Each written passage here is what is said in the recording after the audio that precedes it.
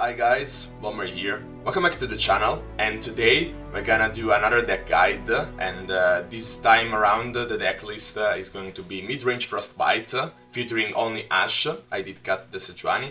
This is my personal own deck list, but it is pretty much similar to what we have seen in the past. It just has been updated to the new meta. So without further ado, let's take a look at the deck list and let's analyze it.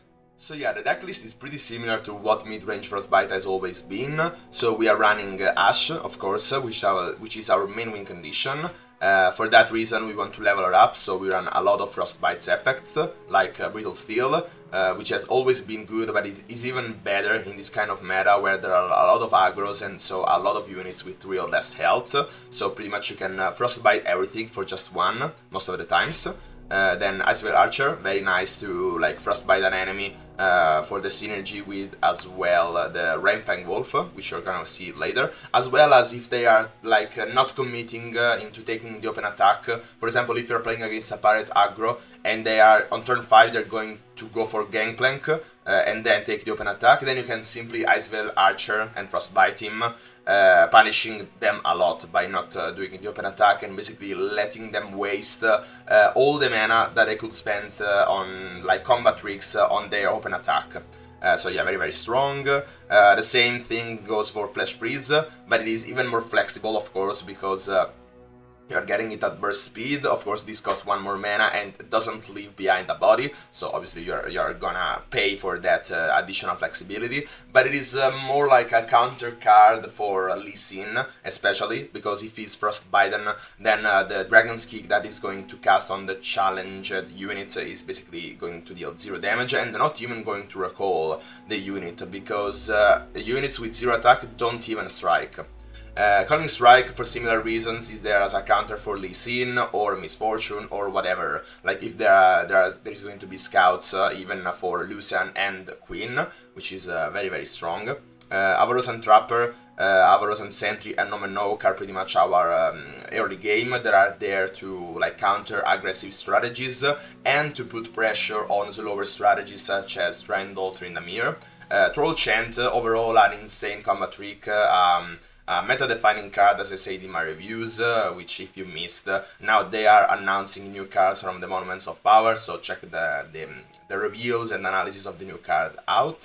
Then Rainfang Wolf, which is pretty good, because in this kind of meta we see a lot of Shadow Titans and Freljord, but mainly Shadow Titans, because they are running Vile Fist, Unspeakable Horror, and sometimes also the Withering Wail. So pretty much if you're running Trifire and Glory Seeker over Rainfang Wolf, it is true that it costs 1 less mana and can potentially clear much more stuff because of the 2 more attack that she has. But she's much more vulnerable to those removals, pretty much always giving the upper hand to your opponent, which is draining and or either summoning a 1/1 with Vile Fist, or is getting a card advantage, basically. So yeah, I very much like more the Rainfang Wolf. It does cost 1 more mana, it is still vulnerable to Avalanche, of course, but I kinda like the fact that with Divine Glory Seeker, you most of the times would always want to Frostbite the enemy that you're challenging anyway, because you don't want the Divine Glory Seeker to die. So really the strike, if I strike a unit with 0 power, kill it, is not that much of a condition. It's something that you would do anyway with the Divine Glory Seeker. Of course, in some occasions the Divine Glory Seeker is better, because you just want to trade something, like a Gangplank, for example, and for that reason you are like, how can I say it, you are like in the position to actually want to just trade the Gangplank and basically make the Trifire Glory Seeker die.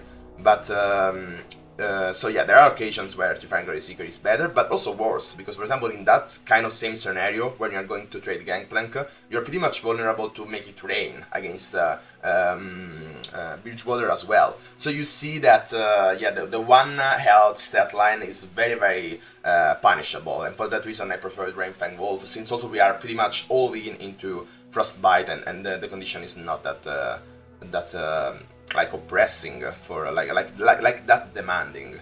Bumbling Jerk, because we are running only 1/5 attack unit, which is Ashe. So basically Bumbling Jerk is more like draw an Ashe, which is insane. It is basically an entreat, which costs 2 more mana, okay, but it summons a 3/3, which is much more worth it. If you look at it, you're basically paying 2 mana for the entreat effect, and you're summoning a 3/3 for the remaining 2 mana, which is a very good stat line, 2 mana for a 3/3. So yeah, very, very strong, and you have to also consider that it is all in one card. So yeah, very, very strong. So that's why also I cut the Triangular Seeker, because I wanted the additional consistency of drawing my Ashe more consistently, as I said. Free of the North to pretty much a very good trick in general, can make you complete a trade if like they buff their health and their attack, so you also shield, you protect your units from combat tricks and removals as well. And most of the times, for example, imagine you are attacking with Ashe, and they are like clearing it with Noxian Fervor without blocking her, because of course they think that she's gonna die, and then you just simply go Free of the North, you push that additional 3 damage for only 4 mana, which is okay, and you're also shielding the Ashe, and most of the times you may even heal her back to full, and it's just an example. You could do that with Bramfam Wolf and whatever. Then Archvines is there to like a pretty good stall card, and also obviously a very good way to level up Ashe. And probably the only card that I didn't cover is Candid Tavern Keeper. Again, one of our cards from the early game, and also a way to hard counter, basically, burn strategies. Because if you look at it, an heal tree to the Nexus is almost like a Decimate. Which is a huge heal on a 3/3, like a 3 mana 3/3, which is already a very good stat line. So yeah, that's it for the deck analysis, the deck list. So let's jump into some games to see this deck in action. So yeah, as you can see, we are at Master Tier. We are up against a 223.1, which is probably going to run Devo Endure. So yeah, also while we are waiting, I should also mention that if you like this kind of content, if you want more gameplay at Master Tier player rank and deck analysis, deck guides like this one, please consider subscribing. Anyway, so yeah, we are up against a very aggressive deck. So I kind of like the Homer Oak and Navarosan Sentry. They are very good in this kind of matchup. Probably 2 of them is a bit too much. And I also like the Bitter Steel, because this will allow us to take a trade. In this kind of matchup, we also want the Avarosan Trapper. So if we draw that, it is very, very good. It's like the perfect end. We see also an Ashe. Unfortunately, we are not attacking on even turns, which is something to consider. We probably want to take the open attack anyway, because if we are not, then he could go for the 0 mana 3/2, the Ravenous Butcher, if that's the name. And if he doesn't have that, then he's going to block it anyway. And we want to block, to make that unit die, because then he can't go for the Blighted Caretaker, if that's the name, the 3 mana 2/1, which summons 2 2/1s with Challenger, the Saplings. And so yeah, and we also deny the Ravenous Butcher if he draws that next turn. So it's always better for us to take the trade. Okay, Cursed Keeper. So there could be again the Ravenous Butcher. And now we should consider if we want to block that or no. We could block that, but so again for removing the chance for him to go for Blighted Caretaker or the Ravenous Butcher. But I kinda like more to take the open attack next turn. So yeah, I want to push a little bit more damage. We want to put a bit of pressure on him. Okay, the Rimfang Wolf with the buff is pretty good. Unfortunately, we can't go for Brittle Steel, but next turn we can develop on an Ashe and also the Brittle Steel, so that we pretty much Frostbite all this board. What's that noise? Okay, now, yeah, we probably want to trade the Appleless Aristocrat and take the open attack with the Avarosan Sentry, which is most of the times going to connect, unless he has like Unspeakable Horror, which we don't care if he uses that on the Avarosan Sentry. We are kinda happy. He does trade a 2 mana for a 2 mana, and we are both getting a card off. Okay, Prince Beyond, that's okay. If he is going to take the attack with Escaped Abomination, we can Brittle Steal it, but then we have to consider if we want to play the Ashe or not. We may also go for... we kind of want to play Ashe anyway in this turn. Then we're gonna take the damage. We are gonna simply trade the Escaped Abomination with the Rainfang Wolf, because the Ashe will Frostbite the Escaped Abomination. And yeah, we then heal on the turn after, but before we take the open attack. And then we heal and stuff like that. So yeah, he's at 2, so there are no removals or anything like that, which we have to worry about for the Ashe. Okay, Ravenous Butcher. Finally did draw that. So now we have also to consider that we need to keep a Frostbite effect for the Devo Endure.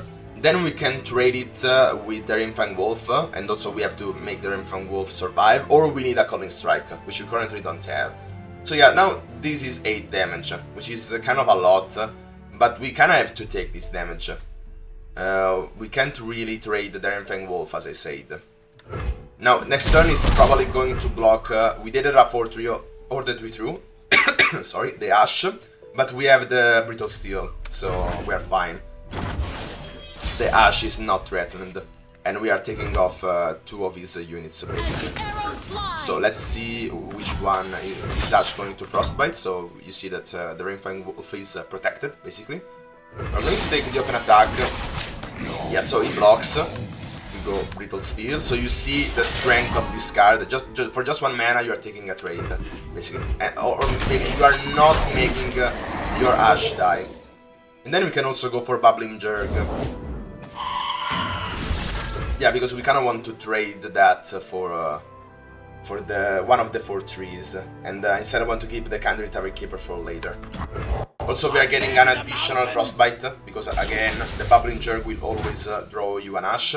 Now we have all 3 Ashes on hand, which is very, very strong, and an additional Frostbite. So yeah, Flash Freeze. So yeah, the Devo Endure is not going to be that threatening. Also, the additional strength of Rainfang Wolf is the fact that you can even make it work while blocking. If, for example, they are going to attack with the Devo Endure while the Rainfang Wolf is on board, you can simply freeze the Devo Endure and the Rainfang Wolf is going to kill that, because it's at 0 attack. So yeah, Rainfang Wolf I'm much a bigger fan of rather than Trifarian Glory Seeker. Maybe I could have seen the Trifarian Glory Seeker if you as well run the Reckoning. But I don't kinda like the Reckoning in this kind of meta. Anyway, I kinda want to go Omen Oak very soon, because I don't think that we're gonna draw that much. Like, the game already is pretty much at its ending.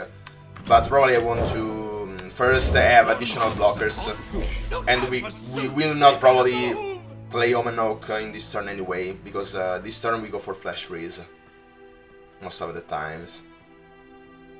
So Ashe unfortunately is still out of level up range, but if we go for Flash Freeze now, then next turn we can go for Flash Freeze again, one of Ashe's Flash Freeze, just to make Ashe level up, and we're gonna be pretty threatening next turn. So let's see, also we have to consider that he has banked mana, so next turn he could go for Devo Endure and Atrocity, and I didn't take track of how many units he made die. Okay, so now we want to block everything pretty much, and now we probably don't want to go for Rainfang Wolf. I probably want to block with Ashe. Even if he goes for Fury of the North, this gets traded. And we don't want the Rainfang Wolf to be at 1 health because he has removals. He has beings, like the Unspeakable Horror. He could have a Callista Spear, I don't remember the name, but yeah, the Ashe would be traded anyway, so let's make it worth it as well, while we can. So yeah, Callista is also going to level up, but the next turn with Rainfang Wolf we can trade her. So we don't really care, and you can't really play around everything. So yeah, there is probably anything that punishes us for not going for Omen Oak. If he has the Kalista Spear, which he could still have, then yeah, we can't really play around that. Does he has that? Yeah, Black Spear. Okay, yeah, that and he's like clearing the Infang Wolf, which is understandable. He wants the Kalista to survive, basically. So now this is interesting. We can go for Ashe Flash Freeze and then Bubbling Jerk to redraw the Ashe, which is something that I like. And yeah, we kinda want to go for the attack here. Stand together. If he's blocking Ashe with the Mist Wraith or the Doom Beast, then we Ashe Flash Freeze it. And yeah, he could block the Avarosan Sentry with the Kalista, but we don't really care.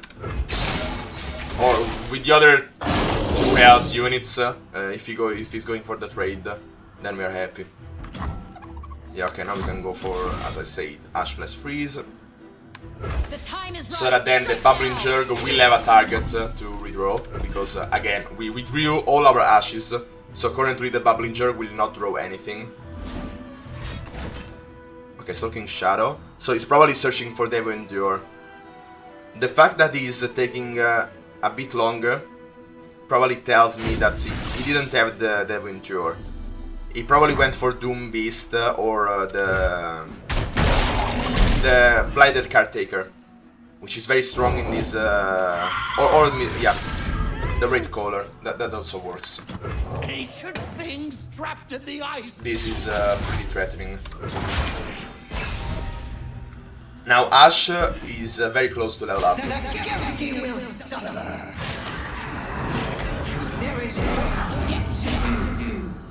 Okay, so now unfortunately we can't kill the 4-3 which has spawned, which also spawned another Mist Wraith, which is very, very threatening. So I think that we have to take the damage, unfortunately.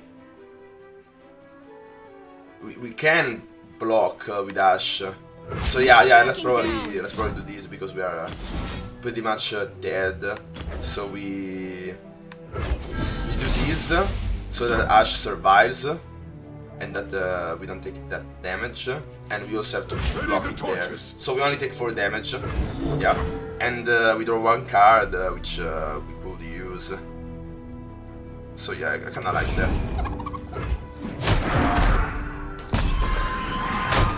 If Ashe dies, then we have a lot more. Okay, now Renfang Wolf is very, very strong there.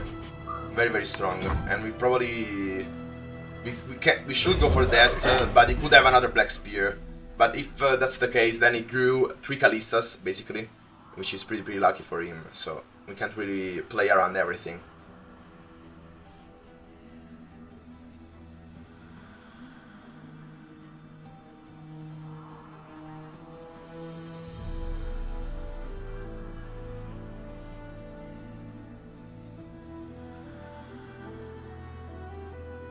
Okay, he's taking his time. I don't know what he's thinking. Maybe he did concede because of Renfang Wolf. Because yeah, you can't really go for Devo Endure. We're also attacking in his turn. So now we could have gone for the bait, make him play the Devo Endure and then play the Renfang Wolf. But the fact is that if it passed there, then we were pretty much screwed. Not screwed, but I want to be the aggressor. So okay, now we take the open attack, of course. Show me a target. And we trade the Kalista. Then if we are not taking advantage of the fact that this can't block, we want more to trade it rather than being the aggressor here. If he goes to block the Ashe with probably the Wraith Caller, then we Frostbite it, probably with the Ashe Flash Freeze. Because I kinda like the ability to redraw Ashes.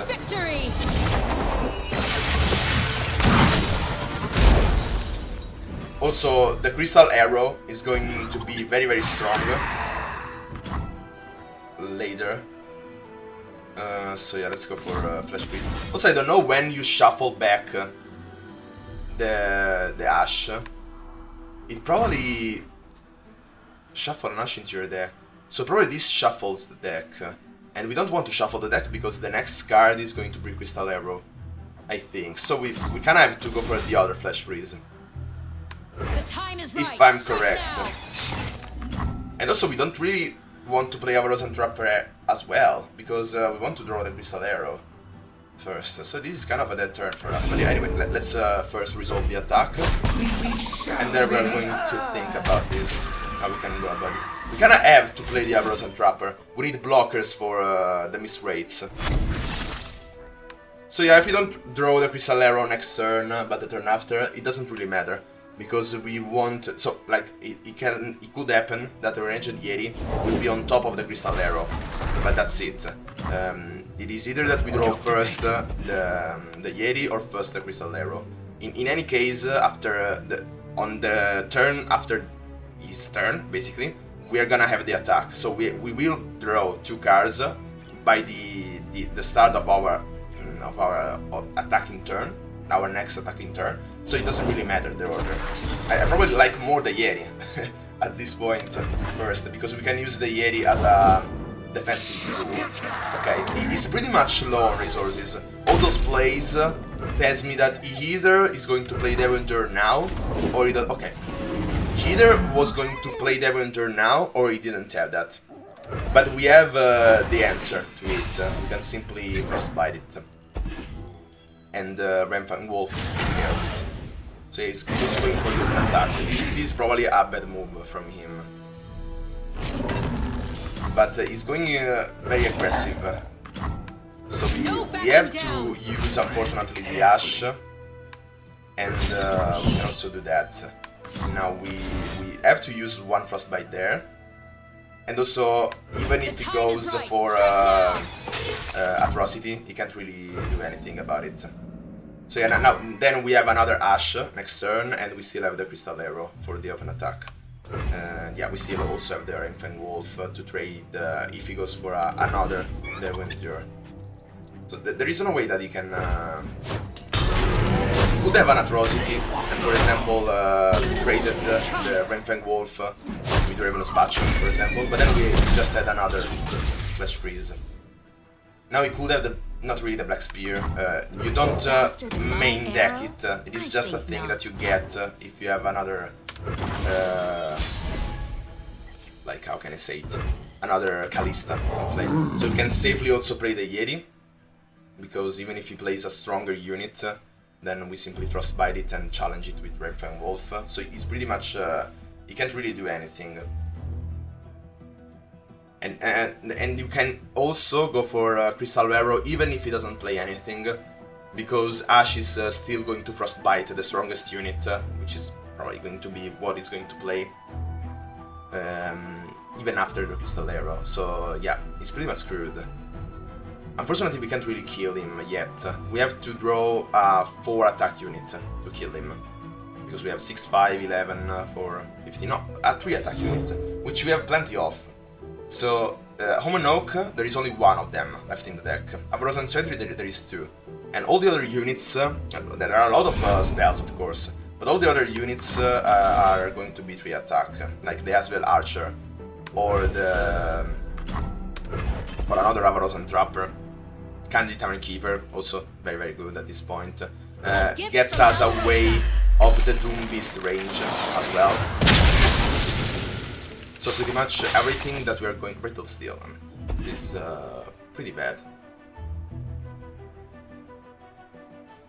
So yeah, since we can't kill him, we probably want to take trades with Renfang Wolf, I mean. So we could also do something pretty interesting in there. I think that he has. We should probably have kept the Crystal Arrow if he had an additional Devil Endure. And we probably won't... I don't know if I want to pass there.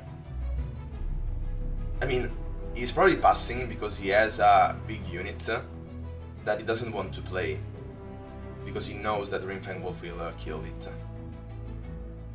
And if he has Devil Endure and Atrocity, which he probably has at this point in time, then next turn we're dead.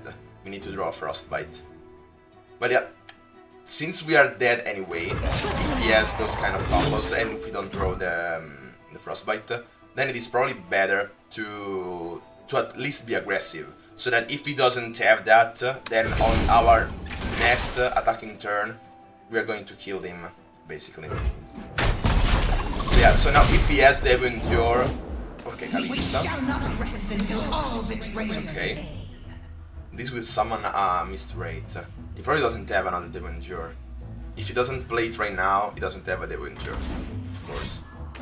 Okay, Unspeakable Horror. What he's going for? So now if he gets all the cards that he could get, okay, yeah, sorry for the bit of lag. This is probably the worst outcome, because now we are very, very fragile. And we're kinda dead as well. Not really, because we can still... yeah, now we're kinda dead. Now we're kinda dead. We need like Arch Winds or stuff like that. Throw Chant, yeah, could work. If he's going for the open attack, then this could work. But we are really on the verge of death, basically. So let's see. We are probably going to block with the Kalista with Enrage and Yet. If he plays another unit right now, then we are pretty much screwed. But if he's not and he's going for the open attack, then we Troll Chant, give additional layer to Enrage and Yeti, which is going to block Kalista, which is going to kill the Wraith Caller, and we reduce the attack of the Appleless Aristocrat or the Thorny Toad. So we have removed the 3 attacker, we have still 2 blockers. So unfortunately we have to sacrifice... yeah, now we are dead. Yeah, also an ephemeral one, but really can't do anything about it. If we had the Arch Winds, then that was okay. So yeah, we lost, but this was still a very interesting game, and I probably still will be uploading this deck anyway, this video, this match, because it was very instructive. There were a lot of plays, very informative. So yeah, you see that he's still thinking. He has a pretty much winning board, but he's still thinking about what he has to do, because this is very close, very close. Even if I am at 1 and he's at 10, the game was very close. So yeah, I'm going to have to make him have his moment of glory. Well played. So you see, this is what a master game looks like. So yeah, as you've seen, this deck is still completely viable. We did lose the game, but it is not important. It has a lot of very great matchups.